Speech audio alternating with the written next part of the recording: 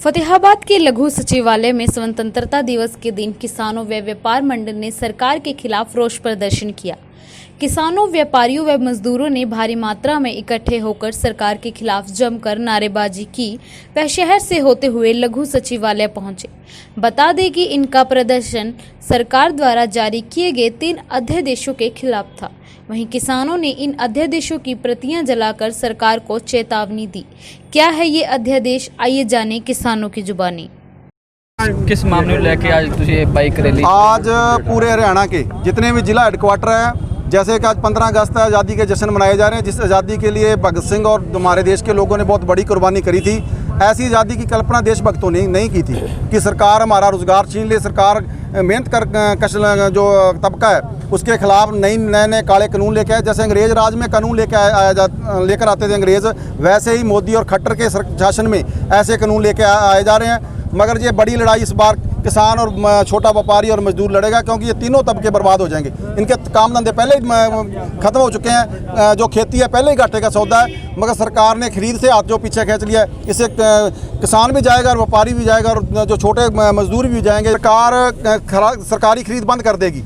उसका कह रहे हैं हम एमएसपी देंगे। एमएसपी तो मक्के का 1850 रुपये है और मक्का 600 से 900 रुपये बिका। जब प्राइवेट एजेंसियाँ खरीदेगी तो वो खरीद की कोई गारंटी नहीं है। आज मूंगी की जो एमएसपी की रेट पर मूंगी नहीं बिक रही, हमारे मंडियों के अंदर मूंगी रुड़ रही है, को खरीद नहीं है। को खरीद कैसे होगी? कोई सरकार की गारंटी नहीं है। व्यापारी अपनी जो कंपनियां हैं उसको किसान को लूटेगी और जैसे काला बाजारी करते हैं। 2 रुपये किलो का प्याज लेकर हमें 100 रुपये किलो तक बेच दिया जाता है, किसान को भी 100 रुपये बेच जाती हैं। ऐसे ही इन फसलों के ऊपर ही होने जा रहा है। जो जिन फसलों पर पाबंदी थी भी इनको आप स्टॉक नहीं कर सकते, उसमें पाबंदी सरकार ने हटा दी है। सरकार बिल्कुल किसानी को तबाह करने पर उतारू है और ज़मीन बड़ी कॉरपोरेट कंपनियों को देने की तैयारी कर रही है।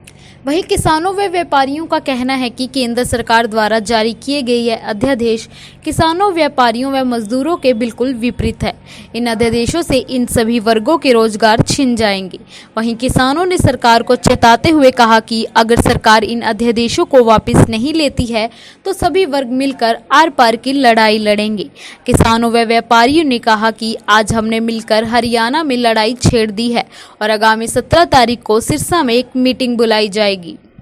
बड़ी लड़ाई हम जो हरियाणा के अंदर छेड़ दिया और 17 अगस्त को हमने दोबारा फिर एक मीटिंग सिरसा के अंदर बुला लिया है। सरकार टकराव चाहती है, ऐसा प्रतीत होता है, क्योंकि ये इन अध्यादेशों के खिलाफ बड़ी लड़ाई पूरे हरियाणा और पंजाब के लोगों ने बड़े सतर पर छेड़ दिया है। और हमने पंजाब के साथियों से भी संपर्क कर लिया। शायद एक बड़ा आंदोलन हम साझे तौर पर भी लड़ेंगे। 17 तारीख को भी पंजाब की मीटिंग है किसान जथेबंदियों की। सभी किसान संगठनों को भी आपके माध्यम से हम अपील करना चाहते हैं कि एक मंच पर आ जाएं। ये जिंदा रहने की लड़ाई है।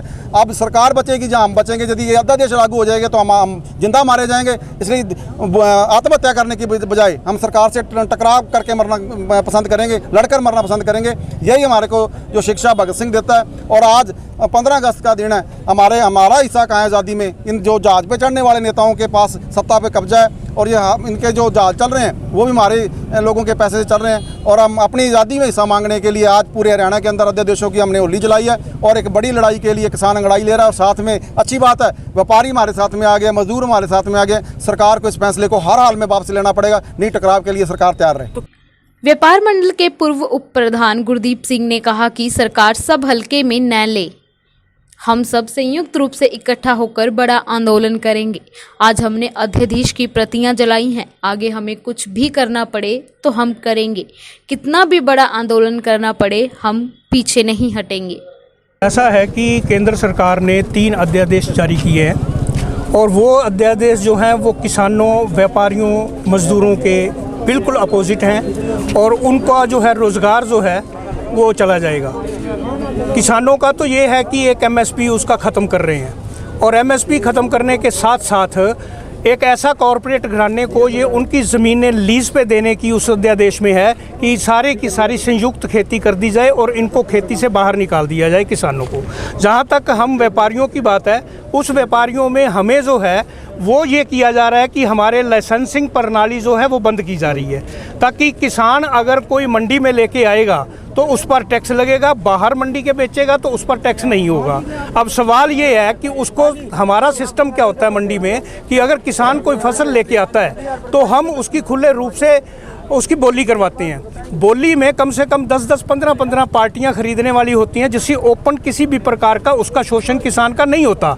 लेकिन जब वो बाहर बेचेगा तो किसी प्रति एक व्यक्ति को बेचेगा, एक कंपनी को बेचेगा। कंपनी के मालिक कहाँ होंगे? कोई हैदराबाद होगा, कोई कंपनी का मालिक बॉम्बे होगा, और उनके यहाँ काम कौन करेंगे? उस कंपनी में नौकर काम करेंगे, अकाउंटेंट काम करेगा, सुपरिटेंडेंट काम करेगा।